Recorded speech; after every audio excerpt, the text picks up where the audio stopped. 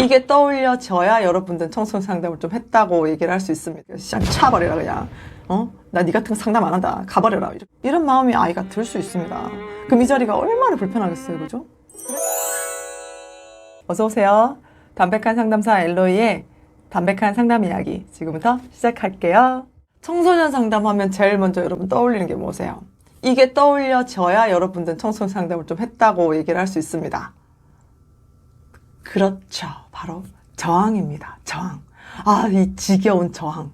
이 친구들은 저항이 진짜 매력적인 캐릭터입니다. 매력적인. 네. 청소년 상담할 때 주의해야 되는 상담사의 어떤 태도에 대해서 잠깐 얘기하려고 합니다. 물론 이 영상을 보시는 분들 중에 청소년 아이를 둔 부모님들도 계실 테고, 그죠? 어쩌면 청소년 상담사가 되고 싶어서 이 영상을 검색하셨을 수도 있고, 본인이 청소년이라서 검색했을 수도 있겠네요. 반가워요? 네. 청소년 상담 정말 어려운 것 같아요. 쉬운 상담은 없죠. 모든 상담은 어렵습니다. 심지어는 성인인데 마음이 청소년이야. 그럼 똑같습니다. 네. 청소년 상담에서 가장 힘든 거는 저항입니다. 사실 진짜 특히 거절감이 많은데 그것이 치유되지 않은 상담사에겐 굉장히 고통스럽죠. 어떤 친구는 그 저항이라는 컨셉을 가지고 1년, 2년, 3년 괴롭히는 친구도 있어요. 물론 그 속엔 두려움이 있는 거지만 그런 다양한 그런 다양한 케이스들이 있습니다. 그러나 오늘은 청소년 상담할 때 가장 초기에 올라오는 저항에 대해서 다루려고 합니다. 청소년 상담에서 저항은 너무나도 종류가 많아요. 초기에서 나올 수 있는 저항이 있고, 중기에서 나올 수도 있는 저항이 있고, 초단기에서 나오는 저항이 있고, 그리고 종결 시점에 가서도 나올 수 있는 저항이 있죠. 죄송해요. 목소리가 지금 벌써 오전인데도 불구하고 상담을 했더니 갈라지기 시작했습니다. 제가 생각보다 목소리가 약해요. 토요일은 좀 쉬어줘야 되는데 토요일도 이렇게 쉬지 못하고 있습니다. 감사한 일이죠. 토요일에도 저를 찾아주시는 분이 계시다는 게. 그래서 오늘 다룰 내용은 청소년 상담 중에 라포를 형성하기 전 완전 초기 올라올 수 있는 저항. 사실 청소년 상담은 라포만 형성되면 되게 신나요. 청소년 상담이. 그 역동에 흠뻑 취해서 온몸에 그 역동을. 청소년 상담에서는 라포가 핵심입니다. 물론 다른 상담도 마찬가지겠지만 청소년 상담에서는 라포가 형성되면 거기서 게임 아웃이에요. 물론 라포 형성되면서부터 전쟁의 서막이 열리는 거죠. 그러나 그 시간까지의 전쟁이 또 있습니다. 바로 상담 초기의 내담자 저항이죠. 이 아이들은 처음부터 저항을 보입니다. 자신이 문제가 있다, 상담에 대해서 우호적인 친구들은 그래도 조금 나아요. 다른 데서 상담에 대해서 좋은 경험했던 친구들은 여기서도 상담에 대해서 좋은 반응을 보일 수 있어요. 선생님과 대화하면서 자신의 문제를 풀어나가려고 노력하죠. 그런 아이들은 굳이 상담을 안 받아도 좋은 조력자만 만나도 이 아이들은 답을 찾을 수 있습니다. 근데 어떤 친구들이 힘들어요? 계속적인 소외감과 거절감을 경험한 아이들, 그리고 세상에 대해서, 사람에 대해서, 심지어는 자기 자신에 대해서 신뢰감이 없는 친구들이 초기의 저항이 정말 거셉니다. 그래서 대부분 5, 6회기를 넘기지 못하고 드랍되는 경우도 많아요. 그때가 최절정이거든요. 지금 기분이 어때? 라고 물어보면 정말 재수없는 말을 쏟아내요. 지루해요. 별로요. 딱히요. 별로요. 귀찮았어요. 졸려요. 있다고 소리를 해가면서 상담자 마음을 막 박박 긁습니다. 사실 이렇게 기간 상담이고 그러면 그래? 그래도 괜찮아. 다음에 너를 기다릴게. 쉽게 얘기할 수 있어요. 그러나 유료 상담 기관에서는 이 아이가 우호적이지 않을 때는 부모님 마음도 되게 흔들립니다. 이럴 때는 부모 상담에 굉장히 총력을 다해야겠죠. 이 아이가 상담을 올 수 있도록. 아동은 싫어도 끌려오거든요. 근데 청소년 아이 때부터 부모님들은 많이 다릅니다. 이 어머니들이 어릴 때 할 만큼 하셨거든요. 그리고 청소년기쯤 되면 부모님들이 활성화 경제활동을 하면서 청소년 시기와 부모님의 어떤 연대기 순의 발달 사항이 조금 걸리는 부분도 있어요. 물론 요즘에는 아이를 늦게 출산하는 바람에 예전처럼 부모의 연대기와 청소년기의 어떤 역동적인 시기와 맞물리지 않은 경우도 있지만, 그럼에도 불구하고 청소년 아이들이 왔을 때는 부모님들이 이 아이에게 관심을 몰아서 주기에는 힘든 상황에서 방문을 하십니다. 여러 가지 경우가 있긴 있죠. 사실 너무 여러 가지 경우가 있어서 타겟을 잡고 이렇다라고 말을 하는 게 참 그렇긴 하네요. 친구한테 감정을 물어보거나 지금 생각을 물어보거나 뭐 마음을 물어보면 굉장히 적대적입니다. 그죠? 그죠? 경험해 보신 선생님들 아시죠? 아 진짜 한 대 때려버리고 싶잖아요. 상담사들도 사람입니다. 그렇잖아요. 그래서 상담사들이 그것을 견디지 못하고 액팅아웃을 하는 사람이 있어요. 그러니까 자기 속마음을 그냥 확 내뱉어 버리고 그냥 차버려라 그냥. 나 니 같은 거 상담 안 한다. 가버려라. 이렇게 버리시는 상담사도 없겠죠? 네. 그런 마음이 막 이렇게 굴뚝같이 솟아오른다고요. 정말 미운 애들은 꼴도 보기 싫은 애들 있어요. 차라리 마음이라도 진짜 어리숙한 애들 있거든요. 아 진짜 이러니까 애가 진짜 이러니까 아무것도 모르고 여기저기 속고 가오만 잡고 돌아다니구나. 지 인생 앞날이 어떨지도 모르는 상태로. 이런 친구들 있으면 마음이라도 가요. 근데 왜 있잖아요. 굉장히 날이 서 있고 히스테릭한 친구들, 특히 여자 친구들이 이제 이런 경우가 많은데 선생님하고 굳이 그럴 필요도 없는데 신경전을 다룬다는 거예요. 팔짱 끼고. 특히 요즘 마스크까지 끼고 모자까지 눌러 쓰고 오면 답이 없습니다. 이 아이 관찰을 못하니까. 그러면 작은 손동작 하나로 이 아이의 저항을 읽는 거예요.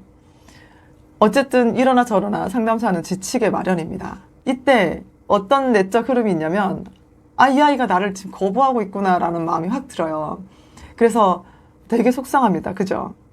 속상하고 나도 같이 화가 나고 짜증나요. 나도 공격할 수 있어라는 걸 보여주고 싶어요. 그렇지 않다고요? 선생님 진짜 인자하신 선생님이시네요. 그러나 저는 이런 감정을 상담사가 충분히 느끼는 것이 좋다고 생각해요. 이 부분은 조금 이따 다루는 거 알려드릴게요. 자, 그렇다면 이 내담자는 날 얼마 만나지도 않았는데 왜 날 무턱대고 싫어하는 거야? 얘는 도대체 왜 이 모양일까? 나를 언제 봤다고 얘가 왜 날 거부해? 나에 대해서 알지도 못하면서 다짜고짜 재수없게 지루하다고 하고 잠온다고 하고. 그러니까 지가 사는 꼬라져 이렇지.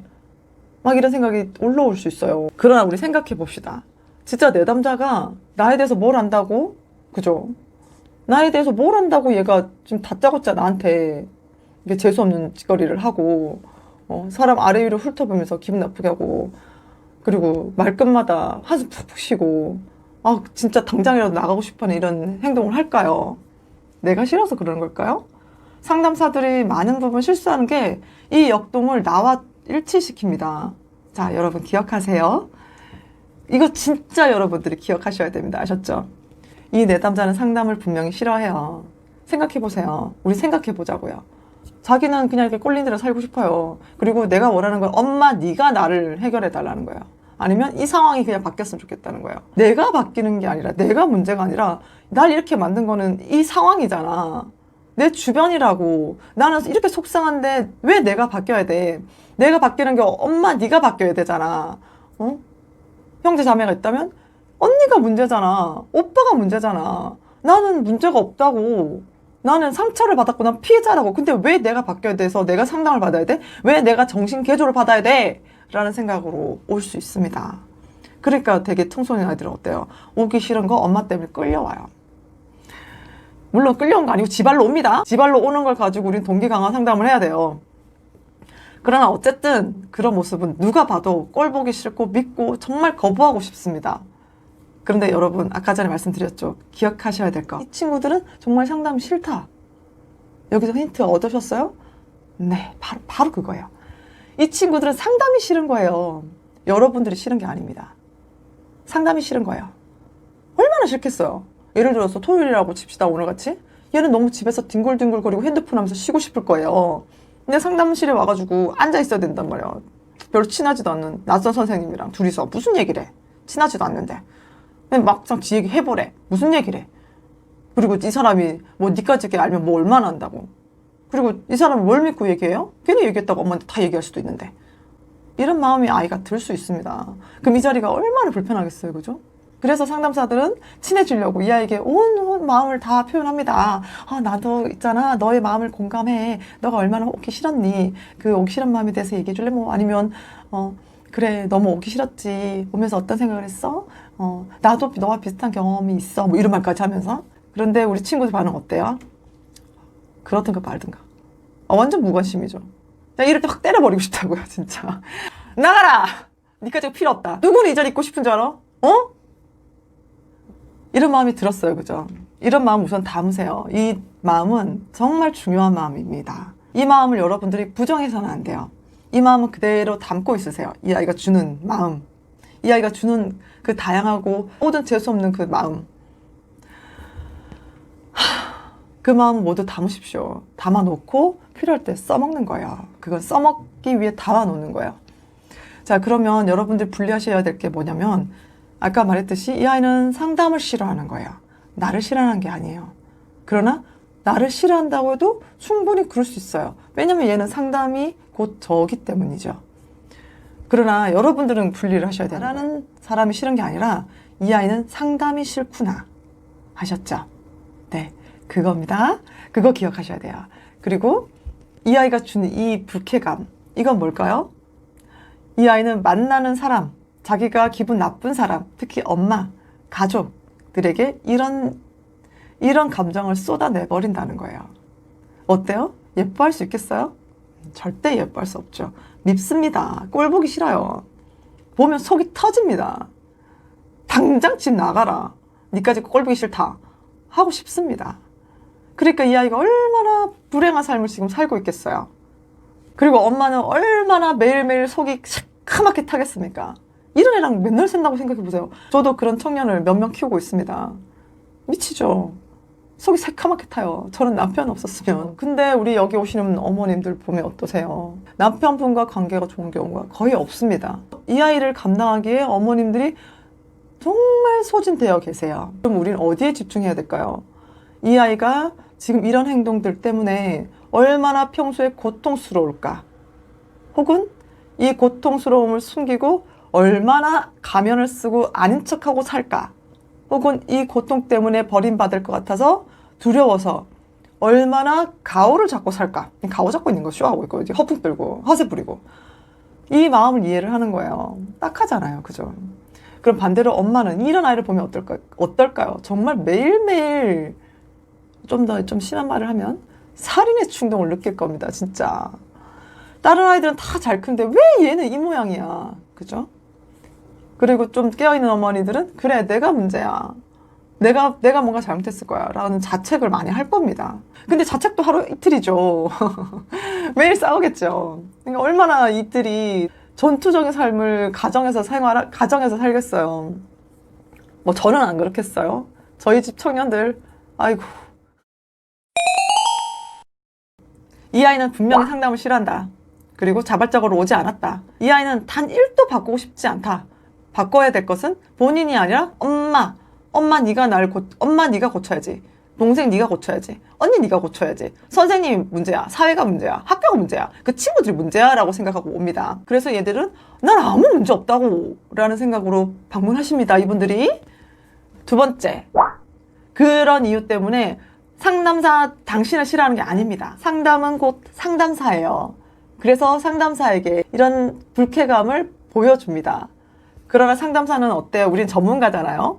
아, 얘는 상담을 싫어하는구나. 그리고 본질적으로 나라는 인간을 아직 모르기 때문에 나라는 인간을 싫어하는 것이 아니구나. 우리 거절감 많은 상담사님들, 어릴 때 유기불안 뭐 이런 것들 때문에 고통받았던 상담사님들 절대 기억하셔야 됩니다. 내담자는 여러분을 미워하거나 여러분을 싫어하거나 여러분을 재수없게 생각하는 게 아니에요. 지루해요. 불쾌해요. 따분해요. 관심 없어요. 이거 다 사실이지만 얘는 상담이라는 게 그만큼 싫다는 거예요. 세 번째, 이 친구들이 주는 평소의 역동이라는 겁니다. 이 아이가 쏟아내고 있는 이런 불쾌감들은 이 아이를 만나고 있는 많은 사람들이 경험하고 있는 거예요. 특히 누가요? 부모님이요. 부모님의 사이가 아주 좋다면 두 분이서 이 문제를 해결하기 위해서 굉장히 노력하시겠지만 여기 오는 분들은 어떻다고요? 대부분 두 분의 관계가 굉장히 서운한 상태입니다. 혹은 혼자서 이 아이를 감당하시는 분도 많이 계시죠. 그렇기 때문에 이 아이의 양육자, 주 양육자, 그분의 마음은 새카맣게 타들어가고 있다. 그래서 이 부분에 대해서 매일 싸울 것이다. 정말 하루하루가 고통스러울 수 있지만 그럼에도 불구하고 이 아이를 사랑하는 마음에 여길 데리고 왔다. 그러니까 우리 상담사 선생님들 이 아이에게 액팅아웃 하고 싶은 그 마음은 어떻게 하라고요? 담아놓으세요. 담아놓고 이 아이와 라포가 충분히 형성됐을 때 이것을 그대로 비춰주세요. 너 이런 모습 때문에 사람들이 너를 싫어할 것 같아. 아마 너도 이런 친구를 좋아하지는 않을 것 같은데. 그러나 이런 것 때문에 너는 많이 힘들 것 같아. 이거는 너가 고쳐야 될 문제인 것 같아. 너를 위해서. 어떠세요? 여러분들 다 알고 있었다고요? 진짜 전문가시네요. 제가 알고 있어도 이런 상황이 부딪히면 진짜 어렵습니다. 자, 아까 전에 이 아이가 이렇게 해도 전 귀엽던데요. 귀여운 거 정말 맞아요? 이 모습 다른 사람도 진짜 귀여워하던가요? 그러면 여러분 생각해 봐야 돼요. 여러분의 문제를요. 이 아이들이 주는 역동은 재수 없습니다. 그것을 홈빡 느끼셔야 돼요. 그래서 이 아이에게 그대로 아이가 깨달을 수 있도록, 소화할 수 있도록 천천히 먹여줘야 돼요. 그러나 이 아이가 이런 재수없는 행동을 하는데도 불구하고 넌 너대로 예뻐, 넌 최고야, 멋있어. 이 아이는 그 행동 절대 못 고칩니다.